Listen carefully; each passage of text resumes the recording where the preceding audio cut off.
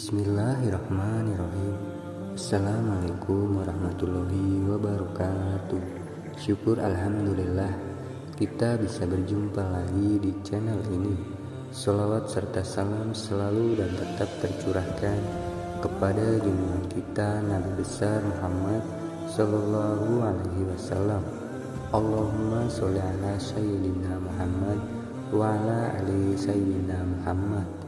Harapan dan doa saya semoga sahabatku semuanya selalu diberikan kesehatan, dilapangkan rezekinya, diampuni dosa-dosanya, dan dipanjangkan umurnya. Amin amin ya rabbal alamin. Sahabat beriman yang dirahmati Allah, ada sebuah kisah diceritakan bahwa seorang lelaki melewati sebuah kawasan perkuburan di suatu malam yang kelam dan sunyi. Tiba-tiba dia terpandang suatu cahaya yang terang benderang muncul dari sebuah kubur dan terus menjulang ke langit. Dia terpegun dan kaku melihat kejadian itu. Dia berpikir kemungkinan kubur ini adalah kubur seseorang yang sangat istimewa. Ia seorang waliullah atau ulama atau orang soleh yang istimewa kedudukannya di sisi Allah Subhanahu wa Ta'ala. Kemudian diambilnya sebatang kayu, lalu dibaca di atas kuburan yang bercahaya itu. Keesokan harinya, lelaki itu datang lagi ke kawasan perkuburan itu dengan ditemani beberapa orang kampung. Beliau ingin menyelidiki dan ingin mengetahui kubur. Siapakah yang sangat ajaib itu? Untuk mengetahui dengan lebih lanjut, lelaki itu berkunjung ke rumah keluarga si mayit dan bertemu dengan istrinya, lalu menceritakan keajaiban yang dilihat di perkuburan suaminya. Anehnya, istrinya terkejut dan keheranan. Dia sangat mengenal suaminya. Suaminya bukan siapa-siapa. Suaminya seorang petani biasa, bukan seorang yang alim, bukan seorang ahli ibadah, bukan orang soleh, apalagi suaminya bukan imam, bukan muazin, bukan guru Al-Quran. Malah suaminya tidak pandai membaca Al-Quran dan dia tidak pernah mendengar suaminya membaca Al-Quran. Akhirnya lelaki itu bertanya, apakah ada perkara-perkara yang si fulan selalu lakukan dalam kehidupan sehari-harinya. Akhirnya istrinya teringat suatu perkara yang selalu dilakukan oleh suaminya setiap kali sebelum tidur. Pada setiap malam, suaminya selalu mengambil wudhu, kemudian masuk ke dalam suatu ruangan, lalu diambilnya Al-Quran di atas rak, lalu dicium dan dipeluknya dengan penuh kecintaan dan kasih sayang.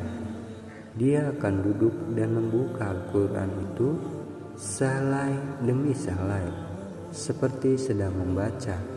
Sedangkan ia seorang yang buta Al-Quran, dia akan meraba-raba ayat-ayat Al-Quran itu dengan tangannya, seolah-olah sedang menyentuh dan membelah sesuatu yang sangat dikasihinya.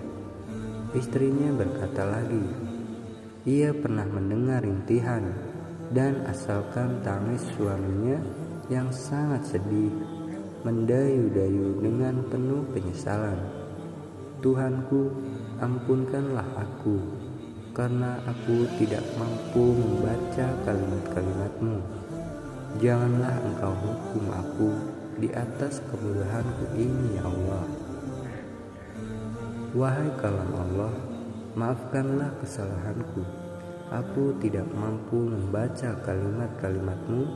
Aku tidak dapat bersahabat denganmu. Aku tidak dapat memahamimu.